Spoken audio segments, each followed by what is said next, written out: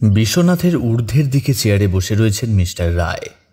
অনেকক্ষণ ধরে এইভাবে গম্ভীর মুখে বসে থাকার পর এবার মিস্টার রায় বললেন, দেখুন বিশ্বনাথবাবু, আপনি যদি একবার ঘটনাস্থলে গিয়ে ব্যাপারটা দেখেন তাহলে খুবই ভালো হয়। আসলে আমি বুঝতে পারছি আপনি ব্যস্ত রয়েছেন, কিন্তু এই মুহূর্তে ব্যাপারটা না দেখলে পরে যদি আবার ওপর মহল থেকে। মিস্টার রায়, আপনি হয়তো ভুলে যাচ্ছেন, যে কেসটা আমি এখনও দেখছি সেটা আসলে কিন্তু ওপর মহল থেকে আমায় দেওয়া হয়েছে। আর গোটা ব্যাপারটা আপনি নিজেও জানেন। এই কেসে আমার যে বেশ খানিকটা সময় লাগবে সেটা আমি আগেই বলে দিয়েছিলাম। আর পুলিশ যে কেসে। মিস্টার রায় হাত তুলে বিশ্বনাথকে থামিয়ে দিয়ে বলল, বিশ্বনাথবাবু, আপনি শুধু শুধু আমার উপর রাগ করছেন। আমি আপনাকে একবারও বলছি না যে আপনি এই কেসটা ছেড়ে দিয়ে আমার সঙ্গে চলুন। আপনার বেশি সময় লাগবে না। আসলে এমন একটা জায়গায় আমি আটকে গিয়েছি। তাছাড়া যে বাড়ির ভদ্রলোক, মানে যার বাড়িতে ঘটনাটা ঘটেছে, সে আপনাকে চেনে, সেই আপনার কথা বলল। আমার কথা বলল? আমাকে চেনে? তার নাম কি? তার নাম প্রফুল্ল রায়। সে কারণেই তো আমি আপনার কাছে এসেছি। তাছাড়া বুঝতেই পারছেন, ঘটনাস্থল থেকে চলে যাওয়ার পর যদি আপনাকে সেই কেসে ডাকি, তখন তথ্য প্রমাণ অনেক কিছুই আপনি খুঁজে পাবেন না। তখন তো আপনি আমাকেই বলবেন যে আগে থেকে আপনাকে কেন ডাকা হয়নি। কথাটা বলে মিস্টার রায় যেন তাড়াতাড়ি করে নিজের টুপিটা মাথায় ঠিক করলেন। বুঝতে পারলাম শেষের কথাগুলো বলে বিশ্বনাথকে অন্যমনস্ক করে দিয়েছে। বিশ্বনাথ বলল, আচ্ছা বেশ, আপনার কথাটা শুনি। যে ব্যাপারে আপনি আমার কাছে এসেছেন সেই কেসটা আসলে কি? আপনি তো জানেন আমার। বিশ্বনাথের কথা শেষ করতে না দিয়ে মিস্টার রায় বলে উঠলেন, আমার মনে হয় কেসটা আপনার ভালোই লাগবে। বেশি কিছু বলবো না, আপনি গেলেই পুরোটা দেখতে পাবেন। তবে এইটুকু বলে রাখি, একটা চুরি হয়েছে। তবে সাধারণ চুরি যদি হতো তাহলে আলাদা ব্যাপার ছিল। প্রফুল্লবাবুর বাড়ির থেকে একটা দামি সোনার গয়না চুরি হয়েছে। সেটা তার স্ত্রী এখন আর বেঁচে নেই। সত্যি বলতে প্রফুল্লবাবু তার বাড়িতে একাই থাকেন, কিন্তু সেই গয়নার দাম নাকি অনেক বেশি, কম করে 20 লক্ষ টাকা, কিংবা তার থেকেও বেশি হতে পারে। বুঝতেই পারছেন, তাই এই ব্যাপারে প্রফুল্লবাবু সঙ্গে সঙ্গে পুলিশকে খবর দিয়েছেন। আমি গিয়ে যখন ব্যাপারটা দেখি তখন কিছুই বুঝে উঠতে পারছিলাম না। তখন তিনি আমাকে আপনার কথা বললেন তাকে নাকি আপনি চেনেন। ওই 17 নম্বর বঙ্কিমচন্দ্রের কাছে তার বাড়ি। 17 নম্বর বঙ্কিম স্ট্রিট চেনা চেনা লাগলো। একটু ভেবে বিশ্বনাথ বলল, আচ্ছা সৌরভ, 17 নম্বর বঙ্কিম স্ট্রিটের কাছে আমাদের চেনা বলতে কেউ আছে? এতক্ষণ পরে আমি কথা বলার সুযোগ পেয়ে বললাম, যতদূর মনে পড়ছে একটা কেসের ব্যাপারে আমরা সেখানে একবার গিয়েছিলাম। আরে সেই কেসের ব্যাপারে কিন্তু আমাদের একটা বাড়িতে সেখানে রাতে আশ্রয় নিতে হয়েছিল। তুমি ভুলে যাচ্ছ? হ্যাঁ হ্যাঁ, মনে পড়েছে। প্রফুল্লবাবু বেশ বয়স্ক মানুষ, চোখে চশমা, উচ্চতা 6 ফুটের বেশি, দোহারা চেহারা, একসময় পুলিশের চাকরি করেছেন। এতক্ষণে রায়বাবুর ধরে যেন প্রাণ এলো। তিনি বললেন, আশা করি এবার আপনি ভালোভাবে বুঝতে পারছেন কেন আমি গোটা ব্যাপারটা নিয়ে এত বেশি তাড়াহুড়ো করছি, আর কেন আপনাকে তাড়াতাড়ি ওখানে নিয়ে যেতে চাইছি। পুলিশের ওপর মহলের সঙ্গে তার বেশ হাত রয়েছে বিশ্বনাথবাবু। বিশ্বনাথের মুখে এবার হাসি দেখা গেল। সে বলল, সেটা হওয়াটাই স্বাভাবিক নয় কি? প্রফুল্লবাবু একসময় শুধু পুলিশ নয়, পুলিশের বড় অফিসার ছিলেন। তারপরে কি একটা কারণে যেন হঠাৎ করেই চাকরি ছেড়ে দিয়ে তিনি বাড়িতে বসে যান। রিটায়ার হওয়ার অনেক আগেই তিনি চাকরি ছেড়েছিলেন। এ ব্যাপারটা আমার ঠিক জানা নেই। তবে শুনেছিলাম তিনি আগে এখানে থাকতেন না, অন্য কোথাও থাকতেন। তার স্ত্রী মারা যাওয়ার পর তিনি এখানে এসে থাকতে শুরু করেছিলেন। তবে এখানে এখন তিনি যেখানে আছেন সেখানে তিনি একাই থাকেন। বাড়িতে তিনি তার একটি চাকরের সাথে থাকেন। এখন সমস্যাটা হলো, চাকরটা অনেক দিনের পুরনো। তিনি আগে যেখানে থাকতেন সেখান থেকেই সেই চাকর তার সঙ্গে রয়েছে। তাই সেই চাকর সোনার গয়না চুরি করেছে সে কথা তিনি কিছুতেই মানতে চাইছেন না। অথচ অদ্ভুতভাবে সে চাকর এখন নিরুদ্দেশ। তাহলে তো ব্যাপারটা স্পষ্ট হয়ে যাচ্ছে, সেই চাকর সোনার গয়না নিয়ে কোথাও পালিয়েছে। ওখানেই তো সমস্যা সৌরভবাবু। এ কথাটা কিন্তু প্রফুল্লবাবু কিছুতেই স্বীকার করতে চাইছেন না। তার মতে তার চাকর ভজহরি এমন কাজ কখনোই করতে পারে না। এত বছর ধরে সে প্রফুল্লবাবুর সঙ্গে রয়েছে, গোটা বাড়িটাই ভজহরির দায়িত্বে থাকে। সমস্ত কিছু সব সময় তার কাছে খোলাই থাকে। এমনকি ঘরের আলমারির চাবি পর্যন্ত কোথায় থাকে সে সমস্ত কিছু ভজহরি জানে। তাই চুরি করে তার পালিয়ে যাওয়ার তো কোনো প্রয়োজনই ছিল না। সে যখন খুশি চাইলেই গয়না সরিয়ে রাখতে পারত। তাছাড়া এতদিন ধরে যে মানুষটা একটা টাকাও চুরি করেনি, সে হঠাৎ করে সোনার গয়না চুরি করতে যাবে কেন? চোখ বন্ধ করে মানুষকে বিশ্বাস করাটা কিন্তু খুব একটা ভালো কাজ নয়, বুঝলেন মিস্টার রায়? হতেই পারে এতদিন পরে হঠাৎ করে ভজহরি চুরি করা প্রয়োজন হয়েছে। সে যাই হোক, চলুন তো ব্যাপারটা দেখে আসি একবার। মিস্টার রায় যেন তৈরি হচ্ছিলেন। আমাদের উঠতে দেখেই তিনি ঘর থেকে বেরিয়ে গেলেন।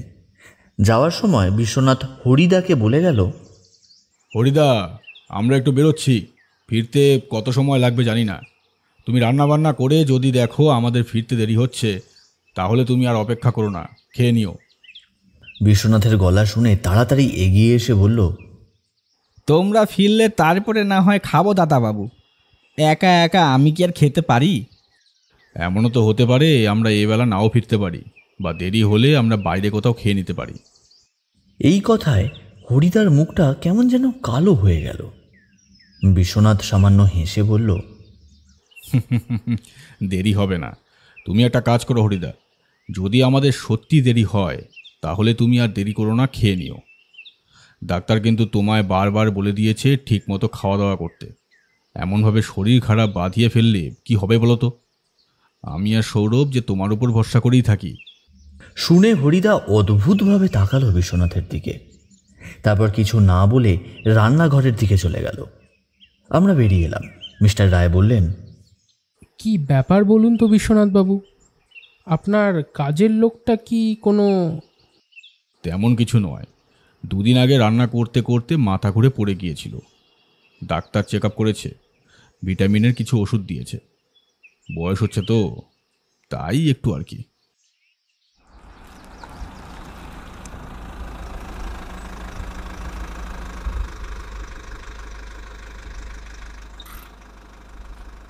প্রফুল্ল রায়ের বাড়িতে যেতেই কিন্তু আমরা বুঝতে পারলাম এই বাড়িতে আমরা এর আগেও এসেছি। আর সেই কথাটা মনে পড়ার সঙ্গে সঙ্গে আরও একটা কথা মনে পড়ল। এই বাড়ির পিছনের দিকে একটা পুরনো কুয়ো আছে। আমরা তাড়াতাড়ি বাড়ির ভেতরে ঢুকতেই প্রফুল্ল রায়কে দেখা গেল। তিনি বিশ্বনাথকে দেখতে পেয়ে চিন্তিত মুখে তার দিকে এগিয়ে এসে বললেন, দেখুন তো বিশ্বনাথ বাবু, এ কি একটা ব্যাপার ঘটে গেল বলুন তো। পুলিশের বাড়ি থেকেও আজকাল চুরি! হ্যাঁ, কি দিনকাল পড়লো। তাছাড়া ভজহরিটাও যে কোথায় গেল সেটাও বুঝতে পারছি না। কিন্তু প্রফুল্লবাবু, ভজহরি যে কাজটা করেনি সে ব্যাপারে আপনি এতটা জোর দিয়ে বলছেন কি করে? সে কথা বলে বোঝাতে পারবো না। এককালে তো পুলিশে চাকরি করেছি, তাই মুখ দেখলেই বলে দিতে পারি কার মনে কি আছে। এতদিন ধরে ভজহরিকে দেখছি, এতটা ভুল আমার হবে না। তাছাড়া যে আলমারিতে সোনা দানা টাকা পয়সা থাকে সেই আলমারির চাবি আমি ভজহরির কাছেই রেখেছিলাম। তাকে বাড়িতে রেখে কতদিনই না বাইরে কাটিয়েছি, কখনোই কিছু হয়নি। অথচ এভাবে হঠাৎ করে একটা সোনার গয়না সে চুরি করেই বা পালাবে কেন? এটা ভাবতে একটু অবাক লাগছে না বলুন? ওটার দাম ওই 20 লাখ টাকার কাছাকাছি হবে। কিন্তু বিশ্বনাথ বাবু, তার থেকেও বেশি টাকার জিনিসপত্র আমার বাড়িতেই থাকে। কিন্তু তাহলে আপনার বাড়ির কাজের লোকটি নিরুদ্দেশ হয়ে গেল কেন? আচ্ছা, সেই কি আপনাকে কিছু বলেছিল? না, কিছু বলে যাওয়া তো অনেক দূরের ব্যাপার। কাল রাতেও তার সঙ্গে আমার কথা হলো, তখনও অতি স্বাভাবিকভাবেই কথাবার্তা সে বলল। তারপর সকালে উঠে দেখি এই ব্যাপার, ঘরের দরজা খোলা, ভজহরিও কোথাও নেই। ভজহরিকে খুঁজতে বাইরে বেরিয়েছিলাম, কিন্তু তাকেও কোথাও খুঁজে পাইনি। তারপরে কি মনে হতে পাশের ঘরে গিয়ে দেখি দরজাটা খোলা, আলমারিটাও খোলা, আর তারপরেই দেখি এই অবস্থা। আসলে গলার হারটা আমার স্ত্রীর, অনেক বছর ধরে সেটা আলমারিতেই তোলা ছিল। কি মনে হতে সেদিন আলমারি খুলে হারটা বার করেছিলাম। তা ভজহরিকে দিয়েই সেটা দোকানেও পাঠিয়েছিলাম পালিশ করার জন্য। পালিশ করে এনে সেটা ওই ঘরের আলমারিতেই রেখেছিলাম। আমার ঘরে আর তোলা হয়নি। তারপরে ভুলে গিয়েছিলাম হারটির কথা। কাল যদি ব্যাপারটা না ঘটতো তাহলে হয়তো মনেই পড়তো না। আরে আমিও কেমন বলুন তো, তখন থেকে আপনাদের দাঁড় করিয়েই রেখেছি। এই আপনারা আগে বসুন, তারপর না হয় বাকি কথা হবে। আর বলছি বিশ্বনাথ বাবু, ভজহরি তো নেই যে আপনাদের একটু চা করে খাওয়াবো, তবে আমি কিন্তু চা করতে পারি। তার প্রয়োজন নেই, আমরা চা খেয়ে এসেছি। এখন কাজের কথায় আসি। সকালে উঠে আপনি ঠিক কি দেখেছিলেন? প্রতিদিন আমার সকালে 6টার আগেই ঘুম ভেঙে যায়, এমনটাই আমার অভ্যাস। সকালে ভজহরি আমায় গরম জল দিয়ে যায়। 1 গ্লাস গরম জল খেয়ে তারপর আমি একটু বাইরে যাই, বাড়ির পেছনের দিকে বাগানের কাছে ঘোরাফেরা করি। তারপরে সকালে কাজকর্ম সেরে একেবারে স্নান করে নিই। বাড়ির পেছনেই একটা কল রয়েছে। তারপরে সকালে কখনো খাবার খেয়ে একটু বইপত্র পড়ি। তারপরে একেবারে দুপুরে খাওয়া দাওয়া সেরে দুপুরের ঘুম। বিকেলে একটু হাঁটতে বেরোই, বাড়ি ফিরে আবার বইপত্র, একটু টিভি দেখা, তারপরে খাওয়া দাওয়া সেরে ঘুম। প্রতিদিনেরই এই অভ্যেস। কিন্তু কাল সকালে যখন উঠলাম দেখি ভজহরির কোনো সাড়া শব্দ নেই। আমি ওঠার কিছুক্ষণের মধ্যেই সে জল নিয়ে চলে আসে। বিশ্বাস করবেন না বিশ্বনাথ বাবু, আমি যখনই উঠে পড়ি সেটা কেমন করে সে যেন বুঝতেই পেরে যায়। অনেকক্ষণ হয়ে যাওয়ার পর যখন ভজহরি এলো না, তখন আমি তাকে ডাক দিলাম, কিন্তু কোনো সাড়া শব্দই পেলাম না।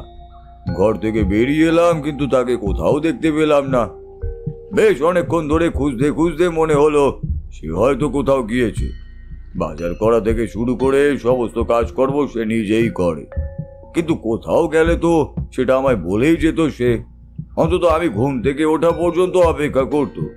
তাছাড়া ঘরের দরজা এইভাবে খোলা রেখে যাবেই বা কোথায়? এই ব্যাপারগুলো ভেবেই কেমন যেন আমার খটকা লাগলো। বুঝতেই পারছেন বিশ্বনাথ বাবু, এক সময় পুলিশে কাজ করেছি। সঙ্গে সঙ্গে মনের ভেতর পুলিশের ভাবটা মাথাচাড়া দিয়ে উঠল। এই মনে হতে ঘরগুলো পরীক্ষা করতে গিয়ে দেখি ওই ঘরের দরজাটা খোলা আর আলমারিটাও খোলা। আলমারির ভেতর ভালো করে দেখতেই বুঝলাম ভেতরে বাক্সটা আছে, কিন্তু তার মধ্যে সোনার হারটা নেই। আপনি ঘরে ঢুকে আলমারিটা খুলেছিলেন? প্রফুল্ল রায়ের মুখে এবার সামান্য হাসি দেখা গেল। না বিশ্বনাথ বাবু, যেই দেখেছি ঘরের দরজা খোলা আর ভেতরের আলমারিটাও খোলা, তখন আর কিছুই হাত দিয়ে ধরিনি। হ্যাঁ, দরজাটা সামান্য ঠেলে খুলতে হয়েছে, বাকি কোনো কাজই আমি কিন্তু আর হাত দিয়ে করিনি।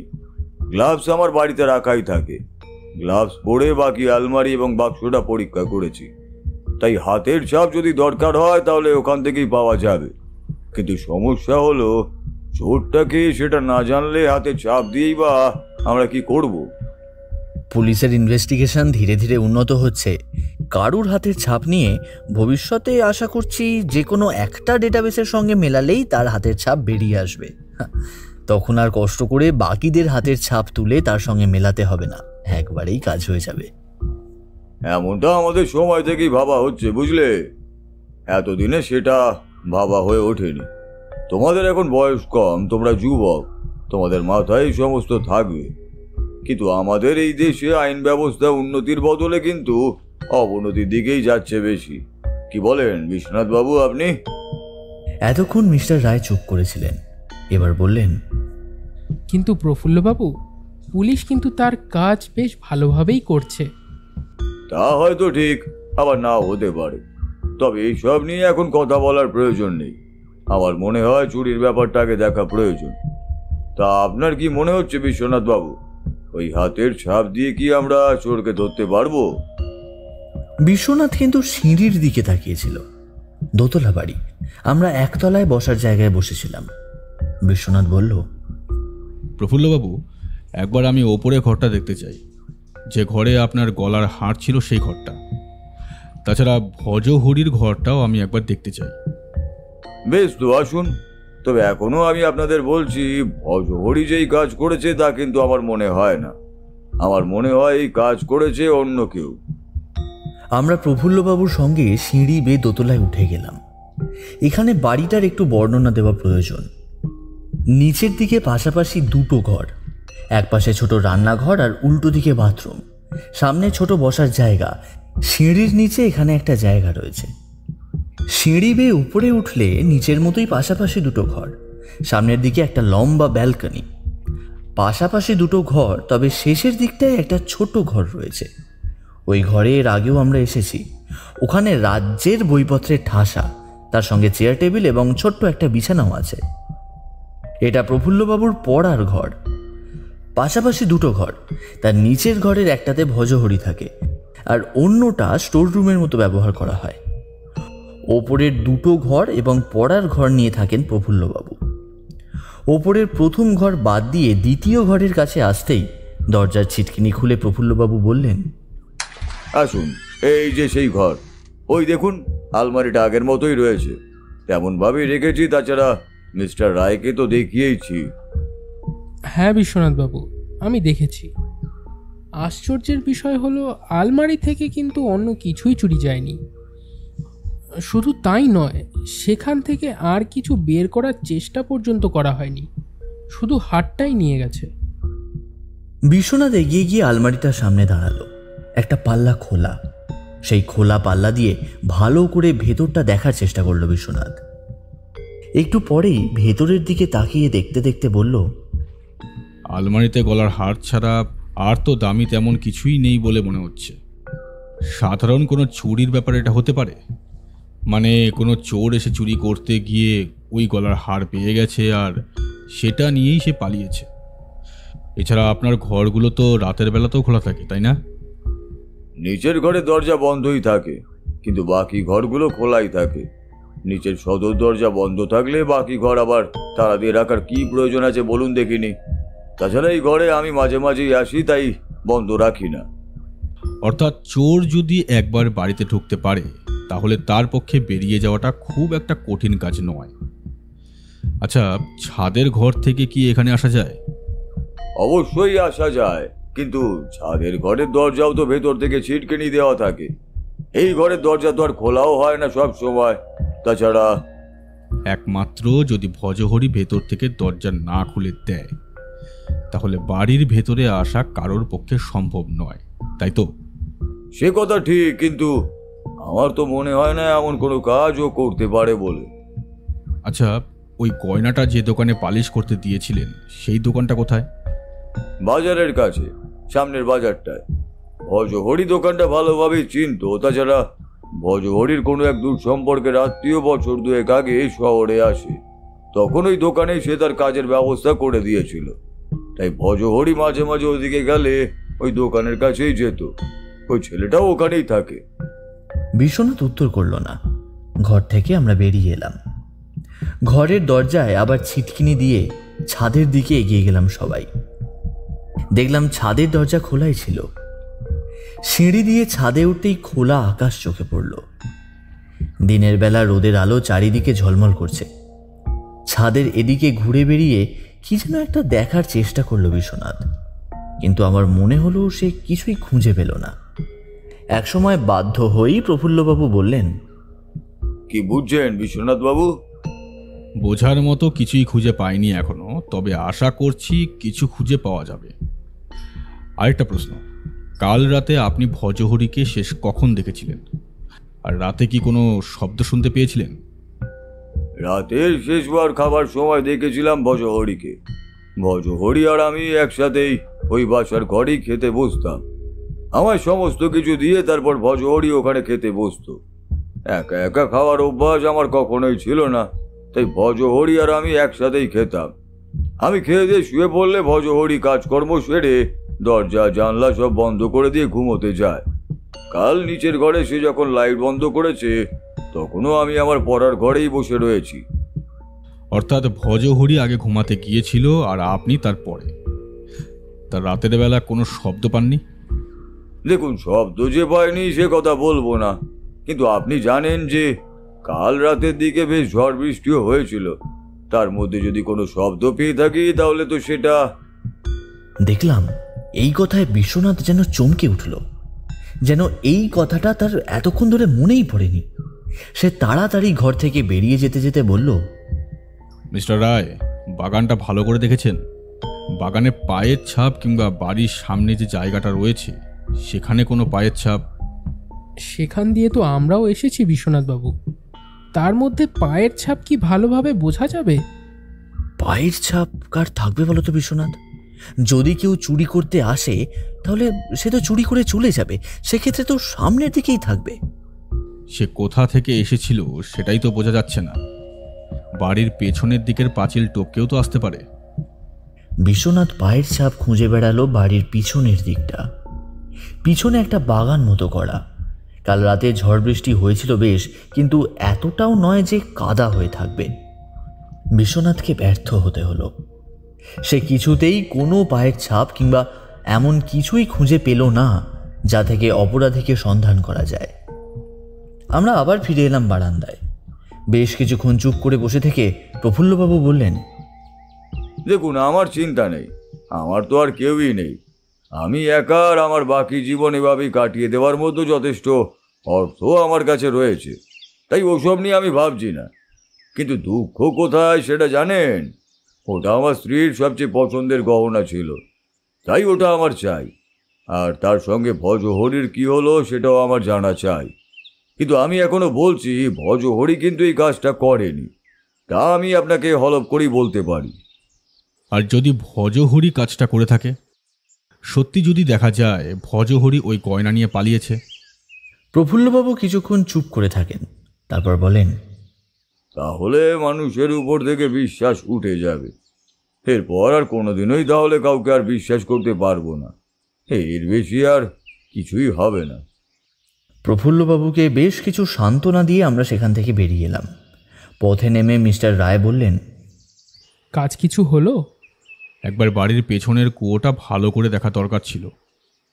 তোমরা লক্ষ্য করেছিলে কিনা জানি না, বাগানে কিন্তু পায়ের ছাপ ছিল, আর সেই পায়ের ছাপগুলো কিন্তু কাল রাত্রের বলেই মনে হলো। সকালে পায়ের ছাপ হলে সে পায়ের ছাপ টাটকা থাকতো। যে পায়ের ছাপ আমি দেখেছি সেগুলো টাটকা নয়, অন্তত ভোরবেলার দিকের। নিশ্চয়ই প্রফুল্লবাবু বাগানে যাননি। তিনি বাড়ির কাছাকাছি খোঁজাখুঁজি করেছেন, তিনি ঘরেই ছিলেন, আর বাগানের দিকে যাননি সেটাও একবার জানা দরকার। আচ্ছা রায়বাবু, আপনি কুয়োর দিকে যাননি তো? না, আমি সেদিকে যাইনি। কিন্তু তাহলে পায়ের ছাপ এলো কোথা থেকে? বিশ্বনাথ গম্ভীর মুখে চুপ করে রইল। সে কিছু একটা গভীরভাবে ভেবে চলেছে তা বুঝতে পারছিলাম, তবে এই মুহূর্তে তার মুখ খোলা যাবে না সেটাও আমি জানি। দুপুরে আমরা বাড়ি ফিরেছি দেখে সবচেয়ে বেশি খুশি হয়েছিল বোধহয় হরিদা। দুপুরের খাওয়া দাওয়া সেরে একটু ঘুমিয়ে নিয়ে সন্ধ্যের দিকে যখন বিশ্বনাথের ঘরে গেলাম, তখন দেখি সে টেবিলের কাছে বসে গভীরভাবে কিছু একটা ভেবে চলেছে। একবার গলা খাঁকরানি দিয়ে বললাম, এই কি ব্যাপার, এমন গভীরভাবে কি ভাবতে শুরু করলে? বিশ্বনাথ আমার দিকে না তাকিয়েই বলল, আচ্ছা সৌরভ, প্রফুল্লবাবুর বাড়ির আলমারিতে যে সোনার গয়নাটা ঠিক ওই বাক্সের মধ্যেই আছে, সে কথাটা কে কে জানত? এমন একটা প্রশ্নের জন্য আমি মোটেই প্রস্তুত ছিলাম না, তাই খানিকটা সময় লাগলো ভাবতে। তারপর বললাম, সেটা তো রায়বাবু জানতেন, আর তাছাড়া ভজহরি নিজেও জানতো। হ্যাঁ, আর যদি প্রফুল্লবাবু কাউকে বলে থাকেন তবে সেও জানতো, কিন্তু আমার মনে হয় না ওই গলার হাড়ের কথা তিনি কাউকে বলে থাকবেন, কারণ তিনি তো নিজেই বলেছেন তিনি ভুলে গিয়েছিলেন। তোমার মনে হচ্ছে না তুমি কিছু একটা ভুলে যাচ্ছ? ভুলে গেছি? কিন্তু কি ভুলে গেছি? মানে তুমি কি বলতে চাইছো বলো তো? আমি তো তোমার কথার মাথা মুন্ডু কিছুই বুঝতে পারছি না। বুঝতে পারছো, সবই বুঝতে পারছো, কিন্তু আমি যেভাবে ব্যাপারটাকে ভাবছি তুমি ঠিক সেভাবে ব্যাপারটাকে ভাবতে পারছো না, তাই এই সমস্যাটা হচ্ছে। এবার আমার একটু রাগ হলো। বললাম, আহা, কেন হেয়ালি করছো বলো তো? তুমি যে এই কেসটার কিছু একটা ধরতে পেরেছো সেটা আমি দুপুরেই বুঝতে পেরেছিলাম, কিন্তু সেই ব্যাপারটা কি? আর ওই বাগানের কাছে পায়ের ছাপ নিয়ে তুমি অতটা ভাবছো কেন? তুমি তো জানো সৌরভ, আমি ওই হাতের ছাপ আর পায়ের ছাপ নিয়ে একসময় বিস্তর পড়াশোনা করেছি। তাই সামান্য কিছু হাতের কিংবা পায়ের ছাপ থেকে অনেক কিছুই অনুমান করার খানিকটা আমি চেষ্টা করি। এখানেও আমি একটা অনুমান করেছি, শুনবে? আমি ফাঁকা চেয়ারটায় বসে বললাম, বলো শুনি। বাগানের দিকে অর্থাৎ ওই কুয়োর দিকে দুটো পায়ের ছাপ রয়েছে, কিন্তু ফিরে আসার সময় পায়ের ছাপ সবগুলো স্পষ্টভাবে নেই। তাই বলা যাচ্ছে না দুটো পায়ের ছাপই ফিরেছে নাকি পায়ের ছাপগুলো অন্যদিকে চলে গিয়েছে। যাওয়ার পায়ের ছাপের সঙ্গে আসার পায়ের ছাপগুলো একাকার হয়ে যাওয়ায় এমনটা হয়েছে। তবে দুটো পায়ের ছাপ যে এর মধ্যে রয়েছে সেটা পরিষ্কার বোঝা যায়। তার মানে তুমি বলতে চাইছো সেদিন রাতে, অর্থাৎ যেদিন রায়বাবুর বাড়ি থেকে ওই সোনার গয়না চুরি হয়েছে, সেদিন দুজন ওই বাগানে গিয়েছিল রাতের বেলা। কিন্তু কেন? সেটাই তো প্রশ্ন। যদি চোর ওই আলমারির সোনার হার চুরি করতে আসে, তাহলে সে ওই কুয়োর কাছে গিয়েছিল কেন?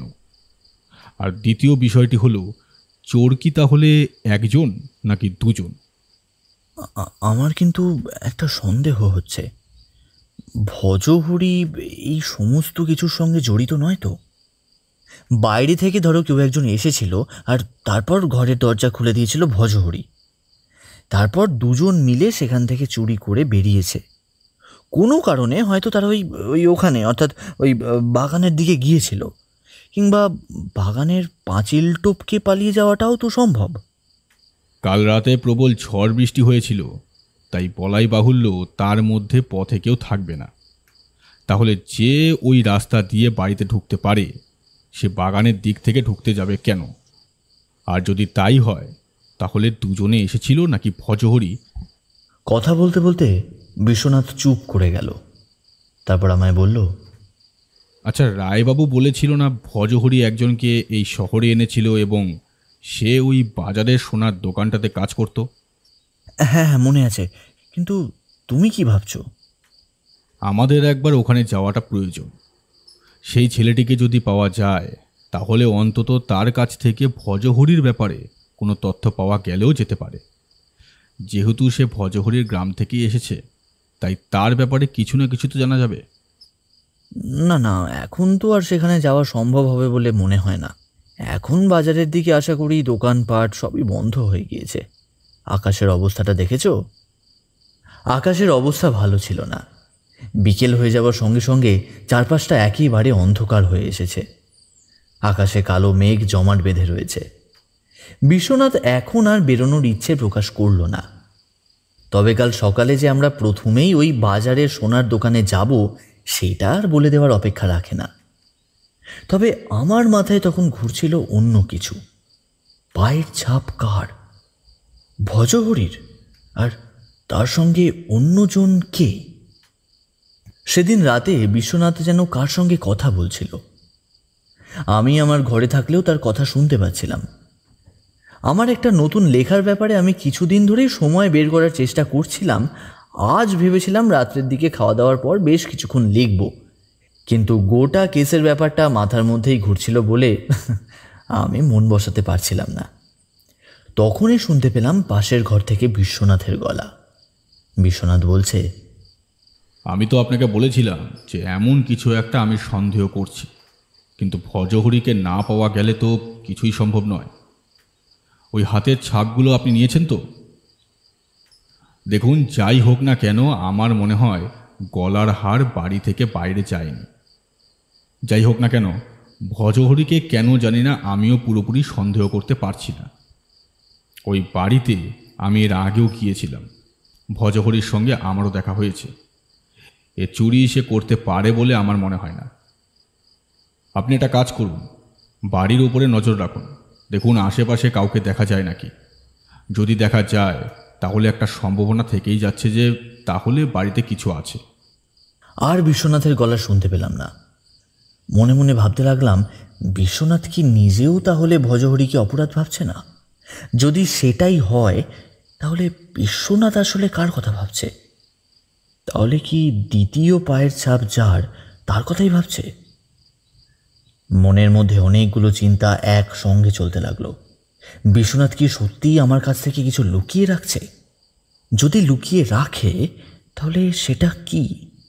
বিশ্বনাথ কি ভাবছে? এটা ওটা ভাবতে ভাবতে কখন যে ঘুমিয়ে পড়েছিলাম তা মনে নেই।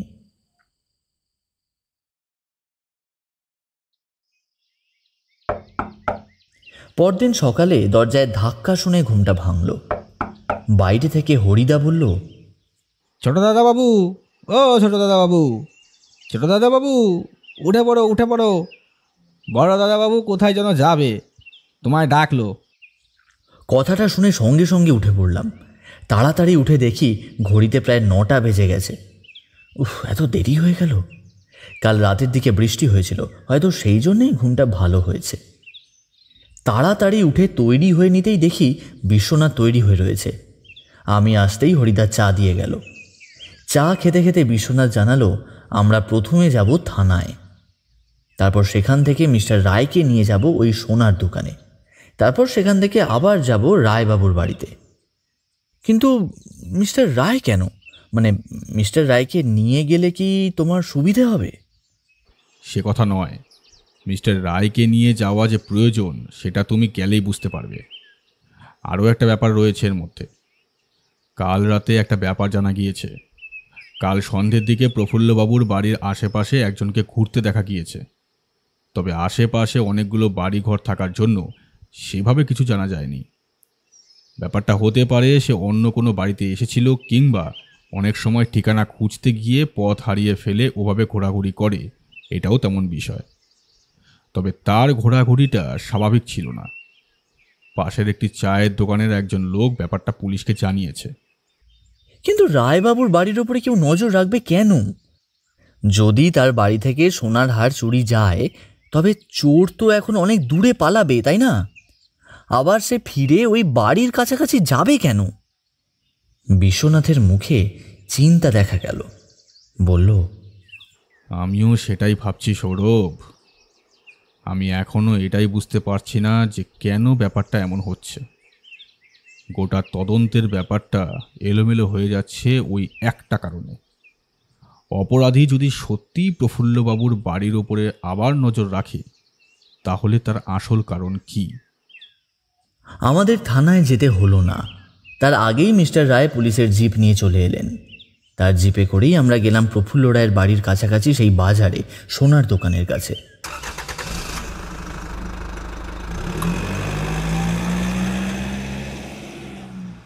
সোনার দোকানের লোকটি পুলিশ দেখে বেশ ভয় পেয়ে গেল। দোকানে গিয়ে ঢুকতেই লোকটা হাত জোড় করে বলল, কি ব্যাপার স্যার, আপনি এ সময় আমার দোকানে? উত্তরটা দিল বিশ্বনাথ, আপনার দোকানে একটি ছেলে কাজ করছে। বয়স কত হবে তা ঠিক বলতে পারবো না, তবে এখানকার একজন তাকে এই দোকানে কাজ দিয়েছিল। যে দিয়েছিল তার নাম ভজহরি, প্রাক্তন পুলিশ অফিসার প্রফুল্ল রায়ের বাড়ির কাজের লোক। আরে আপনি কি বলছেন স্যার? আমি নিজেই তো তাকে কাল থেকে খুঁজছি, কাল থেকে তাকে দেখতেই পাচ্ছি না। এ কথায় আমি, বিশ্বনাথ, এমনকি মিস্টার রায় পর্যন্ত কেমন যেন অবাক হয়ে গেলাম। বিশ্বনাথ বলল, মানে তাকে খুঁজে পাচ্ছেন না মানে? আর বলবেন না, আমার দোকানে সে বেশ কিছুদিন ধরে কাজ করলো। আমি ভালোবেসে তাকে থাকার জায়গাও দিলাম। আমার এই দোকানের পাশে যে ওই বাইরের দিকে একটি ঘর আছে, সে ঘরটা ওকে দিয়েছিলাম। ওখানে দোকানের কিছু মেশিনপত্র আগে থাকতো, তা ওটাই ওকে পরিষ্কার করে থাকতে দিলাম। কিন্তু কাল সকালে দোকানে এসে দেখি দোকান বন্ধ। ও সকাল সকাল দোকান খুলে ফেলতো। তারপর আমার দোকানে দুজন কর্মচারী আসে, তারপর আমি আসি। কিন্তু কাল এসে দেখি এই ব্যাপার। দোকানের কর্মচারীরা কাল দেরি করে এসেছে, তবে তারা দেরি করে আসবে সে কথা আগের দিনই বলে গিয়েছিল। সকালের দিকে কর্মচারীদের কাজ খুব একটা থাকে না, দুপুরের সময় থেকে তাদের কাজ শুরু হয়। আমার কাছে দোকানের ডুপ্লিকেট চাবি ছিল, তবে দোকানের সামনের দরজা সে খুলতে পারলেও ভিতরের কাচের দরজা সে খুলতে পারতো না। সামনের দরজা খুলে সে সামনাটা ঝাড়পুছ করতো, রাস্তার কাছে জল দিয়ে রাখতো। তারপর মিস্ত্রিরা এসে দোকান খুলতো। কাল দেখি সব কিছুই বন্ধ। তার ঘরে গেলাম, দেখলাম ঘরের দরজা বাইরে থেকে বন্ধ, সে কোথাও নেই। প্রথমে ভাবলাম দোকান থেকে কিছু হয়তো চুরি করে পালিয়েছে। তারপর দেখলাম না, সব কিছুই বন্ধ রয়েছে। ভাগ্যিস দোকানের চাবি তার কাছে ছিল না। কিন্তু এমন একটা ব্যাপার হয়ে গেছে, অথচ আপনি এখনো পুলিশকে খবর দেননি। পুলিশের ঝামেলা কে পড়তে চায় বলুন তো? আমরা ব্যবসায়ী মানুষ, আমাদের সময় দাম আছে। পুলিশের ঝামেলায় পড়ে মানে তো বেকার বেকার এক গাদা সময় নষ্ট। তাছাড়া আমার তো কোনো ক্ষতি হয়নি। সে গেছে গেছে, তাতে আমার কি? পুলিশের ঝামেলায় পড়ার ইচ্ছে কারোরই থাকে না, কিন্তু যদি তার কোনো ক্ষতি হয়ে যায় তখন কিন্তু দায় আপনার ওপরই পড়বে, কারণ সে আপনার এখানেই থাকতো। এ তো অন্যায় স্যার, আমি তো কিছুই করিনি। একটা ছেলে আমার কাছে সাহায্য চাইলো, আমি তাকে দোকানে রাখলাম, খেতে পড়তে দিলাম, হাত খরচও দিলাম। তার বিনিময়ে 5-4 মাস খেটে এটা ওটা করে, দরকার হলে আপনি আমার মিস্ত্রির সঙ্গে কথা বলে নিন। দিনেশ, সুরেশ, ইধার আও, ইধার আও। বিশ্বনাথ কিন্তু ওদের সঙ্গে কথা বলল না। মিস্টার রায়কে ওদের সঙ্গে কথা বলতে বলে সে দোকানদারের সঙ্গে কিছু কথা বলতে লাগলো। দোকানদারকে একপাশে নিয়ে গিয়ে অনেকক্ষণ ধরে কথাবার্তা বলার পর সে চলে এলো। আমি দাঁড়িয়ে দেখলাম মিস্টার রায় ওদের দুজনকে ওই ছেলেটির ব্যাপারে জিজ্ঞাসা করছে। একটু পরেই বিশ্বনাথ ফিরে আসছে দেখে মিস্টার রায় বললেন, ছেলেটার ব্যাপারে খুব বেশি কিছু কেউ জানে না, তবে হ্যাঁ, খারাপ কিছু কিংবা দোকান থেকে কিছু চুরি করবার এমন কোনো প্রবণতা তার মধ্যে নেই। তাছাড়া খারাপ কোনো কথাবার্তা বা তেমন কিছু মনে হয়েছে এমনটাও নয়। কিন্তু মিস্টার রায়, ছেলেটা নিরুদ্দেশ, আর আমার এখন কিন্তু অন্যরকম একটা সন্দেহ হচ্ছে। আমার সন্দেহ হচ্ছে। বিশ্বনাথ কিছু বলার আগেই আমি বললাম, এই আমার কিন্তু মনে হচ্ছে ওই যে দুটো পায়ের ছাপ আমরা দেখেছিলাম ওটা ওদের। বড় অদ্ভুত ব্যাপার। ছেলেটা যদি পালিয়ে কোথাও যেতে হতো তাহলে তার ব্যাগপত্র, জামা কাপড় সব নিয়ে যেত। সব কিছুই এখানে রেখেছে, অথচ। কথাটা শুনে বিশ্বনাথ তার ঘরে চলে গেল। তার সঙ্গে আমিও গেলাম। ঘরের ভেতর আতিপাতি করে খোঁজ করা হলো, কিন্তু তেমন কিছুই পাওয়া গেল না। কয়েকটা জামা কাপড়, শোয়ার মতো একটা জায়গা, তাছাড়া আর কিছুই নেই। কিন্তু সব কিছু রেখে সে চলে গেল কোথায়? আমার কিন্তু অন্য সন্দেহ হচ্ছে বিশ্বনাথবাবু। এই ভজহরির মতো এই ছেলেটাও নিরুদ্দেশ হয়ে গেল না তো? তাদের কোনো ক্ষতি হয়নি তো? বিশ্বনাথ চুপ করে রইল, কোনো কথা বলল না। একটু পরেই ইশারায় আমাদেরকে ওখান থেকে বেরিয়ে আসতে বলল। তারপরে আমরা প্রফুল্লবাবুর বাড়িতে গিয়ে পৌঁছলাম। বিশ্বনাথ প্রফুল্লবাবুকে দোকানের ছেলেটির ব্যাপারে সব কথা বলল। সব কথা শুনে প্রফুল্লবাবু বেশ অবাক হয়েই বললেন, সে কি বলছেন? ওই ছেলেটিও নিরুদ্দেশ? ভজহরি বাজারে গেলে তার সঙ্গে কথাবার্তা বলতো। আমার বাড়িতে ছেলেটা আর একবারও আসেনি, ওই শুধু প্রথমবারই যা এসেছিল। প্রথমবার মানে? প্রথমবার যখন ওই ছেলেটি শহরে আসে তখন সে এখানে এসেছিল ভজহরির কাছে। তারপর ভজহরি তাকে নিয়ে যায় ওই দোকানে, কিন্তু তারপরে সে আর কখনোই এখানে আসেনি। আচ্ছা, আপনাদের এই কুয়োটা, মানে ওই যে পরিত্যক্ত কুয়ো, তার তলায় জল আছে? হঠাৎ করে এমন একটা প্রশ্নে প্রফুল্লবাবু বেশ একটু অবাক হয়ে গিয়েছিল। ওই কুয়োটা অনেকদিন ধরেই পরিত্যক্ত, অনেক বছর ধরেই বলতে পারে। জল জমে আছে কিনা ঠিক জানি না, কারণ ওখানে জঞ্জাল জমে আছে। আচ্ছা মিস্টার রায়, এমন কাউকে জোগাড় করতে পারবেন যে ওই কুয়োর ভেতরে নামতে পারে? সে না হয় জোগাড় করে দেব, কিন্তু ওই কুয়োর ভেতরে নামার কি প্রয়োজন হলো হঠাৎ করে? আপনি তো খুঁজছিলেন প্রফুল্লবাবুর সেই গলার হার, তাহলে হঠাৎ করে কুয়োতে চলে গেলেন কেন? আমার কেন জানি না মনে হচ্ছে প্রফুল্লবাবুর স্ত্রীর 20 লাখ টাকার গলার হারের সঙ্গে সেই কুয়োর কোনো না কোনো সম্পর্ক আছে। তার মানে আপনি বলতে চাইছেন ওই কুয়োর মধ্যে সেটা আছে? কিন্তু আপনার এমনটা ভাবার কারণই বা কি? মিস্টার রায়, আপনাকে যে কথা বললাম তা তৈরি করে রাখুন, আর আজ রাতে পুলিশের পাহারা আবার রাখুন। আমার মনে হয় আজ রাতে সে আসবে। কে আসবে? আপনি রাতের বেলা কোনোভাবেই ঘরের দরজা জানলা কোনো কিছুই খুলবেন না, যাতে বাইরে থেকে কেউ বুঝতে না পারে আপনি জেগে আছেন। যদি খুলেও রাখেন তাহলেও ঘর অন্ধকার করে রাখবেন। আরও কিছু কথা প্রফুল্ল রায়কে আমরা বলে বেরিয়ে এলাম। পথে ফেরার সময় মিস্টার রায় শুধু বললেন, বিশ্বনাথবাবু, গলার হার আমরা খুঁজে পাবো তো? বিশ্বনাথ কিছু না বলে চুপ করে রইল। বাড়িতে ফিরে কেসের ব্যাপারে আর একটাও কথা সে বলল না, বরং মনে হলো সে বেশ ফুরফুরে মেজাজেই রয়েছে। খেতে বসে হরিদার সঙ্গে রান্না নিয়ে বেশ কিছুক্ষণ কথাবার্তা করল। হরিদার রান্না করা মাছের ঝোলের প্রশংসাও করল। আমি বুঝতে পারছিলাম আজ রাতেই কেস সলভ হয়ে যেতে পারে, আর তাই সে এমন ব্যবহার করছে। আমি ওর এই ভাবটা বেশ ভালো করেই জানি, তাই বললাম, আচ্ছা তোমার কি মনে হয় বলো তো, গলার হার কোথায় আছে? বিশ্বনাথ মাছের কাঁটা বেছে মাছের একটা টুকরো মুখে দিয়ে বলল, মাটির তলায় আছে। এটাই কেসের ব্যাপারে বিশ্বনাথের সঙ্গে আমার শেষ কথা। তারপরে সে একটাও কথা বলল না।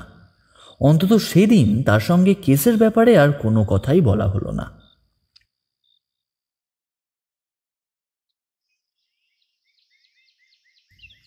পরদিন সকালে মিস্টার রায়ের টেলিফোন পেয়ে আমরা প্রফুল্লবাবুর বাড়িতে গিয়ে পৌঁছলাম।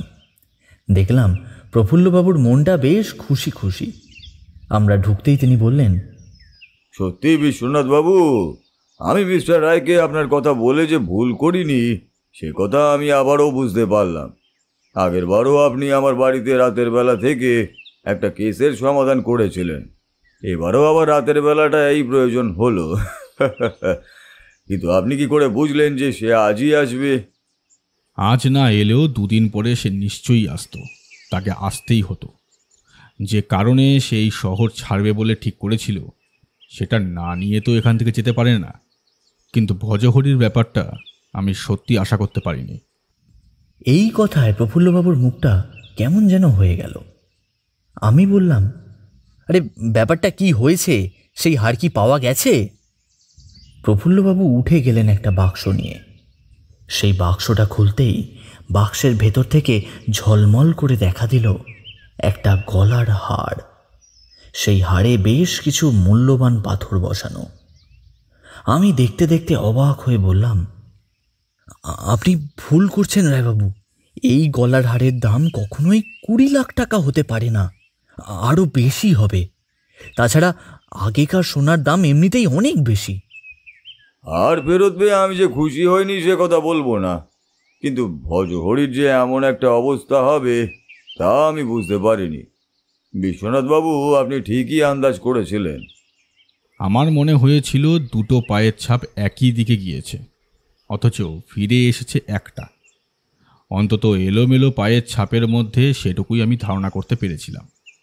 আর তারপরে অপরাধীর এখানে ফিরে আসার চেষ্টাটাই আমাকে বুঝিয়ে দেয় গলার হার এখানেই আছে। তাহলে ভজহরি গেল কোথায়? ওই কুয়োর মধ্যে।